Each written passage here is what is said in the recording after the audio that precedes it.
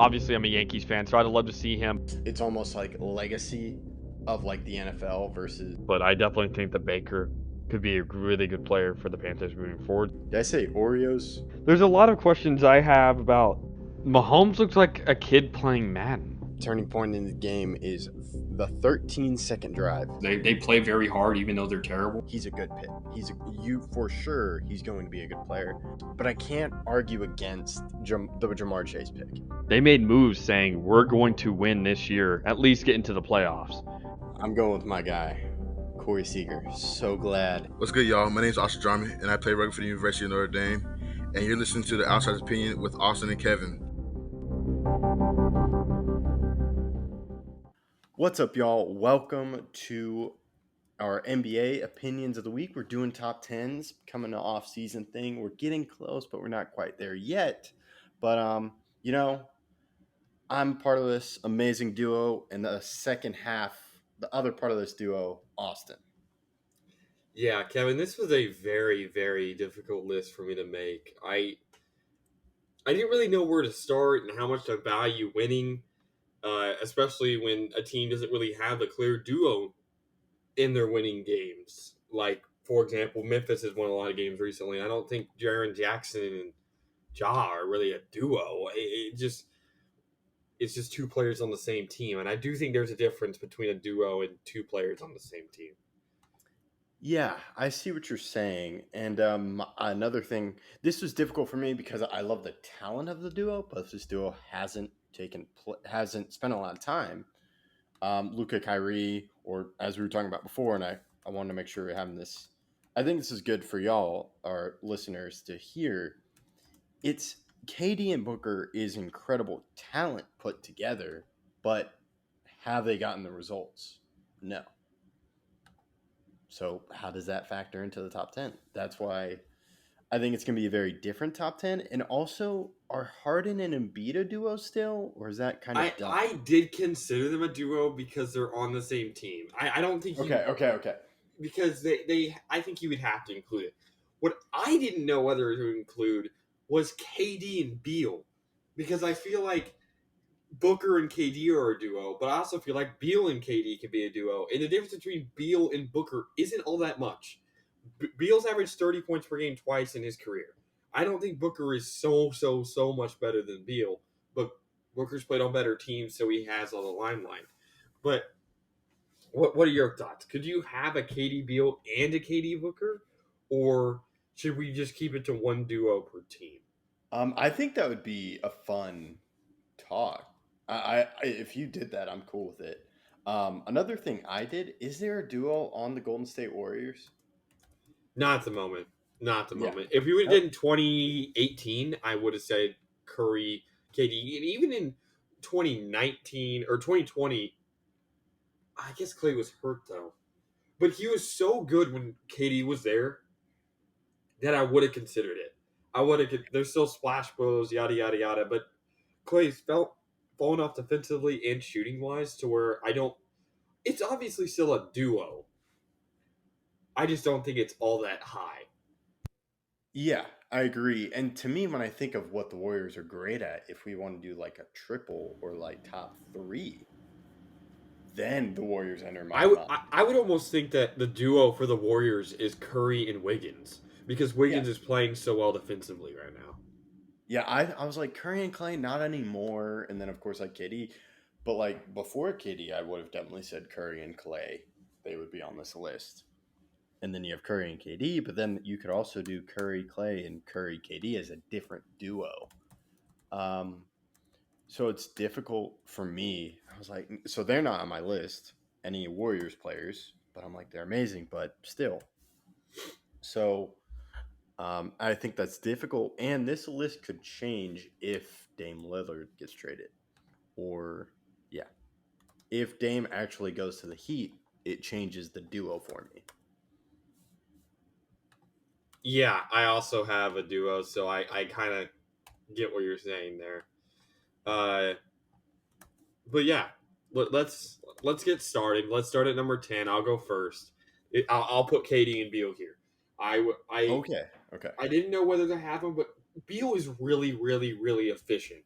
He's extremely, extremely underrated. I wish him the best with the Suns. I wish we would have got more from that trade, but I can't hide how much I think he is a very, very, very talented player.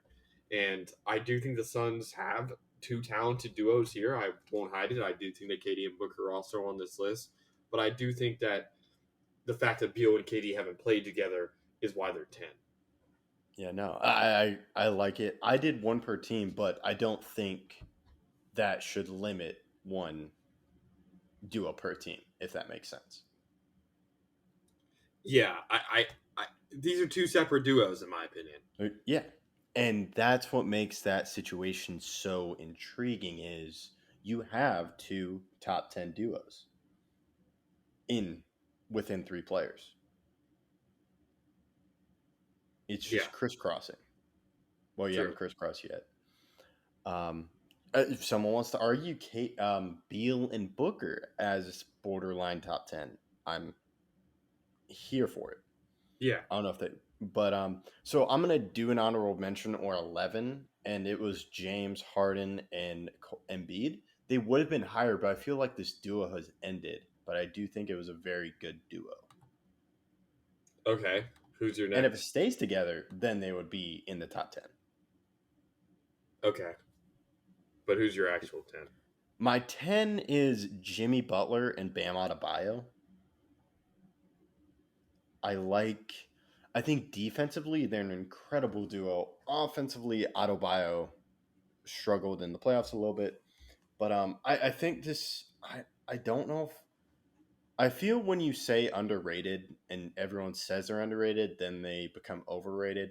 But do you consider Adebayo and Butler an underrated duo? I would say yes, not because Butler's underrated, but because Adebayo is. And I don't think many people see it as a duo. They think it as a Butler show. So I would say as a duo, they are underrated. Yeah, it's not a flashy duo. No. But it's a solid duo in top 10. That's why they're here. But I'm just going to go into my 9, which is a team that when they played, or this duo played together, the team was terrible. They missed the playoffs. And that's the Luka and Kyrie. But I love the talent of the duo, and I do think it can work. But given what they've shown, they're in the top 10 because of their potential, not because of what they've done, if that makes sense. Yeah, my number 9, Kyrie and Luka. So we have the same number 9, and for the same reason. While KD and Beal haven't played together, Kyrie and Luka haven't. They got worse. The team actually had a worse record after they acquired them, so I couldn't put them higher than this. I have players that are probably less talented above them as a duo, but again, I do think missing the playoffs is a huge mark on the fact that we need to see more from them. And this duo could be top 5. We'll see.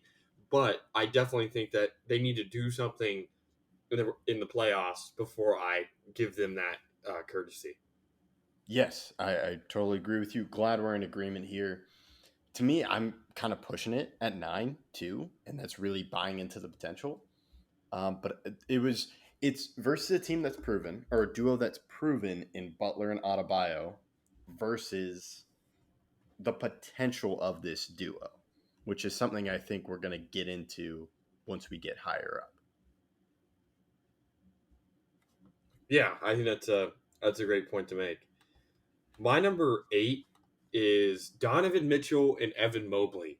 The Cavs won a lot of games this past year, and Donovan Mitchell played extremely, extremely well. And when you pair that Mitchell is a great scoring guard with a great defensive power forward / center, it can be dangerous.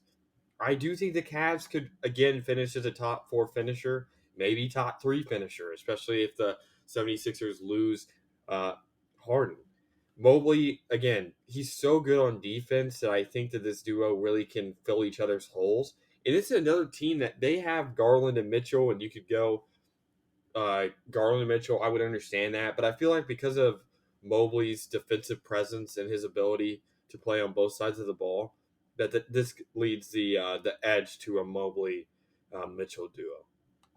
I really like how you're going with this duo and how I kind of I agree with one part of the duo, and it's Donovan Mitchell, but I have Darius Garland. But it's such a great team. I really like how we're bouncing off each other in this, as a great duo would do, if I might say. So I have Garland and Mitchell, and another duo I thought of that maybe last year if I did this, I think Evan Mobley and Jared Allen can be a duo. That's true. Twin Towers. Yes, I think they've struggled lately, but it could change. And yeah, I understand Mobley and Mitchell. I love Mitchell and Garland, just the scoring guard aspect, and it seemed to reinvigorate Mitchell into being the Donovan Mitchell that we thought before last year when he struggled in the playoffs against the Mavs. Yeah. Who's your next one? My next one, so this duo we've seen do it together, but they struggle with injuries, and that's Kawhi and Paul George. They both were injured last year, but I love this duo. It's fantastic. However, they have to be on the court together, so that's why there's this low for people, or they're this high because I love the potential and what they've done in the past too. Yeah, that was a very hard team or duo, I should say, to rank. I just didn't know where to put them. We'll get to them here in a second, but my number 7 is Cat and Ant. I do think the potential of this duo, with how Anthony Edwards has been playing in the FIBA World Cup and how Cat has played with the Dominican Republic in the FIBA World Cup, this duo could be extremely, extremely talented. The problem is the Rudy Gobert trade. Cat is better at center.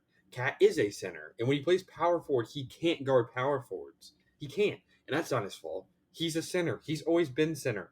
I don't think he asked for the Rudy Gobert trade.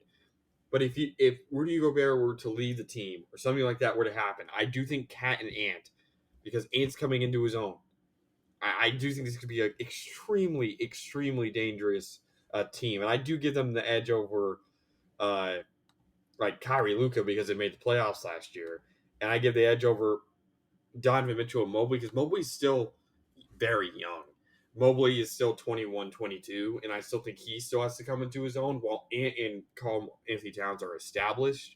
And I do think that if they're put in the right situation, they are better. Okay. They're not on my list, but I see why. I'm not high on Cat. I do understand Anthony Edwards, but I see where you're going and the potential if that duo works. Rudy Gobert does mess with it, and it's something that needs to change. But if you're a Timberwolves fan, you're believing in this duo of Edwards and Cat. Yeah, that's true. I'll go into my next one. It's one you already said. It's PG and Kawhi. When they're on the court together, I would argue they're top 3. But they're never on the court together, so I couldn't put them above. Like my top 5 is very. I don't think I could take them out of where they are, but just because of either talent or what they've done so far. And like I just to say, I don't have Embiid and Harden. I don't have Butler and Bam because it was just so tight for me to make this list. It's so difficult because you do have to weigh like playoffs versus regular season and the injuries. Like I said with PG and Kawhi, they're just so hurt all the time that it's hard for me to say they're a really good duo when the duo is never on the court. Yeah, well said. And yeah, we're just a little bit different, but yeah, this duo is incredible. Maybe a few years ago, they're pushing top 2 in that top. Yeah, and so that would be a tough list. But for me, I believe that's your 6. My 6 is De'Aaron Fox and Domantas Sabonis. Wow, we are so different. I like this. Really? I like this. Yeah, I do think they made the playoffs together. Sabonis, I think, really does well.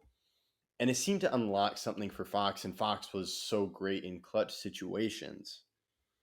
And I just put him above Kawhi and Paul George because new and Kawhi and Paul George have different injuries, and I see this going forward as a team that gets put in duos. They're talked about as a duo more, and while Kawhi and Paul George kind of fade into the background. Yeah, I could definitely see that. I like this. I like this. They did make the playoffs. They were a top 3 seed, and so I do think the Kings have a lot of potential. But who's your 5? My 5 is Giannis and Chris Middleton. Giannis, of course, is amazing, but Middleton is a scorer outside. Outside, he can do a jump shot where Giannis struggles, but Giannis still does it. And I believe Middleton's still good. Middleton does struggle with injuries, but I think the talent of this duo, if Middleton had more talent, this could even be higher. But I still think it is a solid duo that has won a championship, but it needed a third guy to help get that championship. But Giannis and Middleton to me is an established duo that should be in the top 5. Yeah, I don't have them. And you know why Okay. I don't have them? Because I have a different duo on the same team. We'll get to them. But Nice. at 5, Nice. I have KD and Booker. They haven't played long enough or had enough success for me to put them any higher than this. They really did get destroyed by the Nuggets in the second round this past year, but their potential is through the roof. We know how good KD can be, but is KD going to be on the court? We know how good Booker can be, but can he really play with a duo? Can he be that guy? And I don't necessarily know, so that's why I have them at 5. But just pure off of talent, I think they have to be here. Yeah, I'm a little bit higher. I think the talent is pushing them higher for me, but I totally understand having them at 5. Who's your 4? My 4 is Giannis and Drew Holiday. So here we go with the same team, different duo again. I just feel like Drew's defensive guard abilities override what Chris Middleton can do scoring the ball. And Middleton also struggled in the playoffs this year a lot. And Giannis was hurt for a little bit too. But just the impact that both of those people can have on the game, I do think it really adds another dimension to this Bucks team because they have guard defenders and because Drew can pass the ball so well and because Giannis can do so much on the offensive and defensive end. I think this is a really premier duo in the league. Yeah, I see your point, and I like how we go different duos but on same teams and a successful team with all 3 of those players. I don't think you can argue Drew Holiday and Middleton as a duo. No, not even close to the top 10. Yeah, not even close. But the duo that works is someone with Giannis that handles some of Giannis's weaknesses. And I think that's scoring, shooting. But yeah, I totally understand that. My 4, this might be considered low, is LeBron and AD. To me, they are they're such a good duo. I think they've reached their peak though. I think LeBron is aging and needs more help. And I'm not sure if AD can kind of balance that aging from LeBron, then they can still remain a top duo. And maybe I'm wrong. They haven't hit their peak. However, I don't think AD has the health for that. So they are established and they have potential, but that potential to me is hurt by the injuries for both players. One because of age, and one seems to be something he struggled with. And I don't really know what's the best position for AD because I saw he wants to, or there's a rumor. I don't know if I actually believe it. He's going to play power forward or wants to play power forward. I think he's better at power forward. I do. I think that he struggles a lot more at center than he does at power forward. When you go back to when the Lakers won the championship, he was not center. You remember they started JaVale McGee during those playoff runs. They also started Dwight Howard some games. Anthony Davis does not like playing power forward, just like Cat doesn't like playing. I mean, AD doesn't like playing center, like Cat doesn't like playing power forward. Yeah, I wonder, is there an injury thing? Does he play more games at power forward? I don't know. Okay. That'd be a very interesting stat to look into. Yeah. Let us know what y'all think about that. Because if he plays more game at power forward, then maybe this duo goes higher.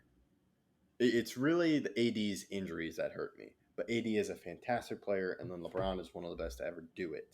It's just the injuries for mostly AD and then the father time effect on LeBron. Yeah. Who's your number three?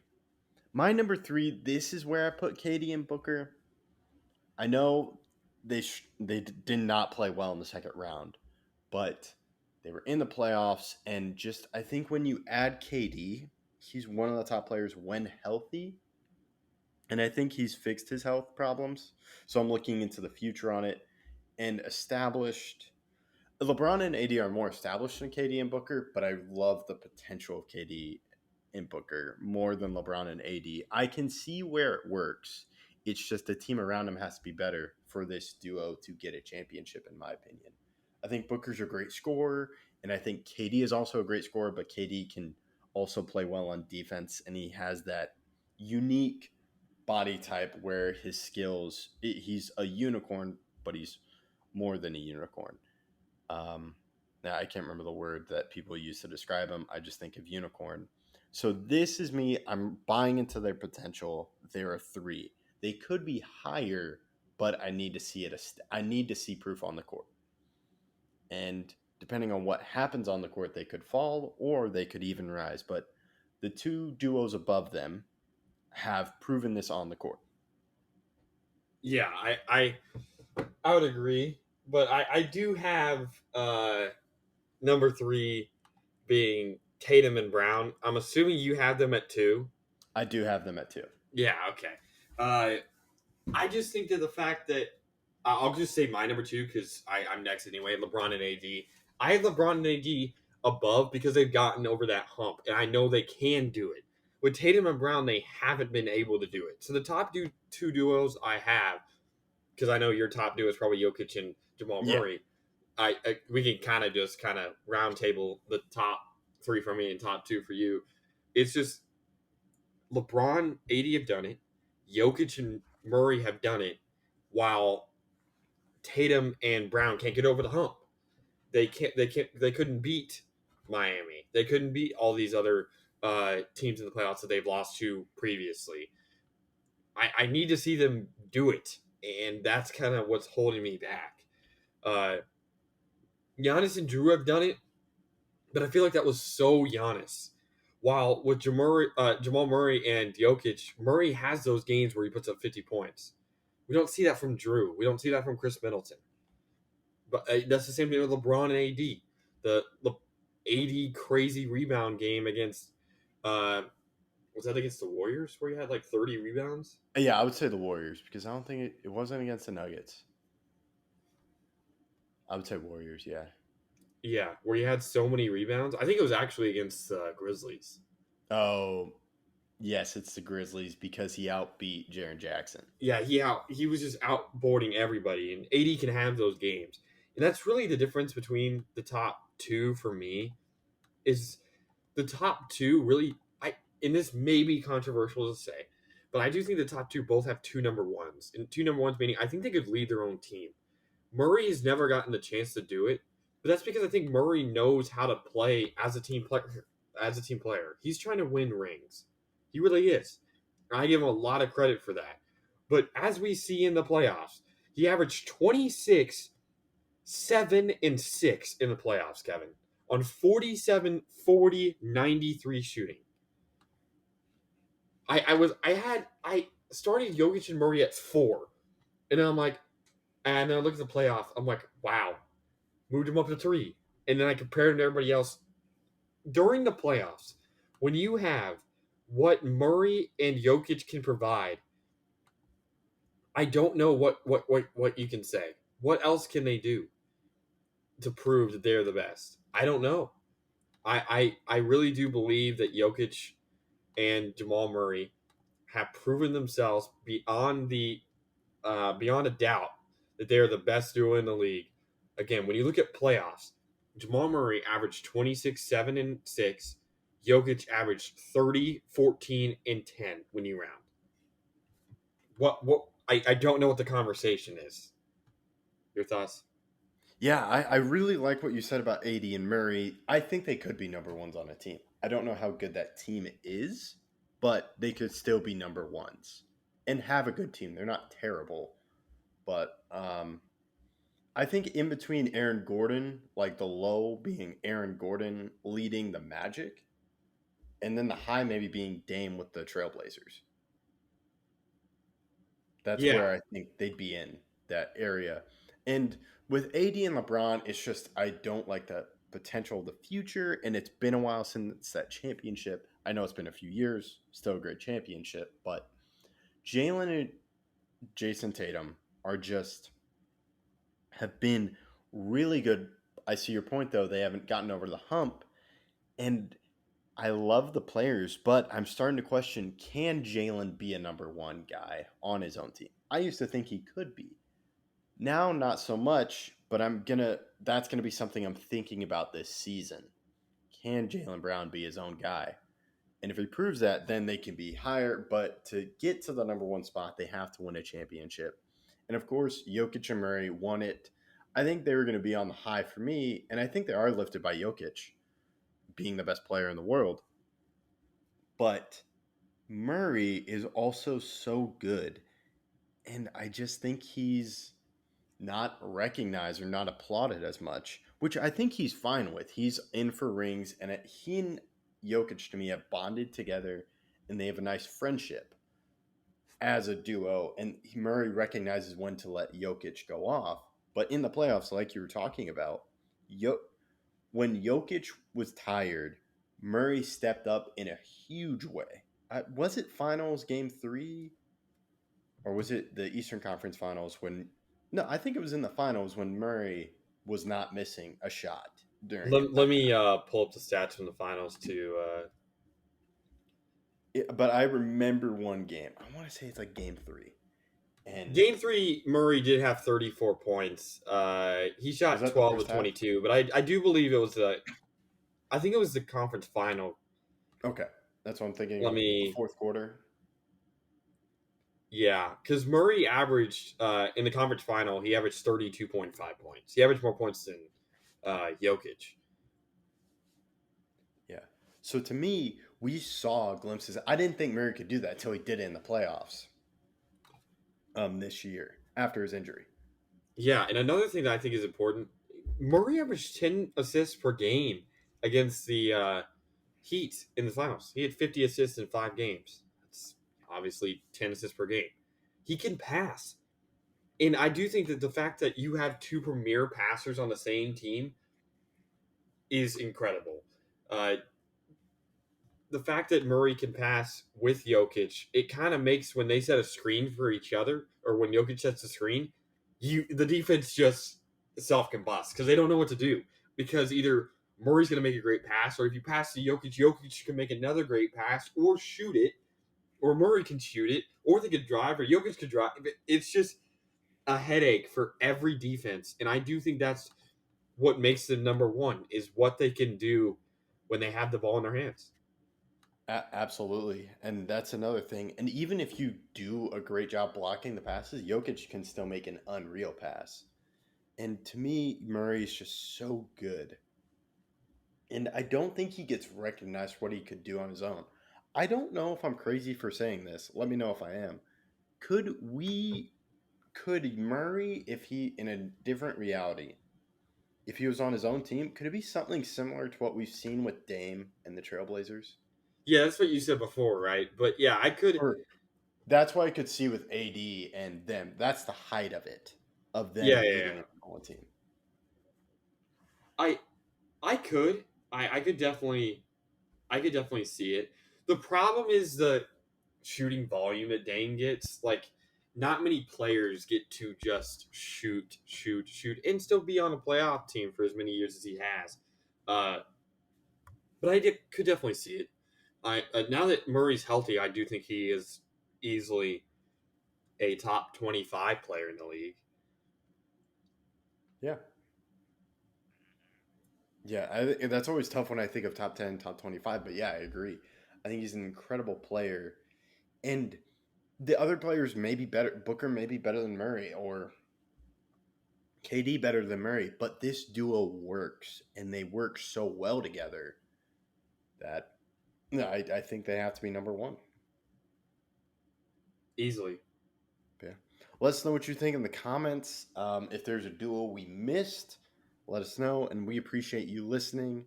And I'll let my other half of the duo close it out.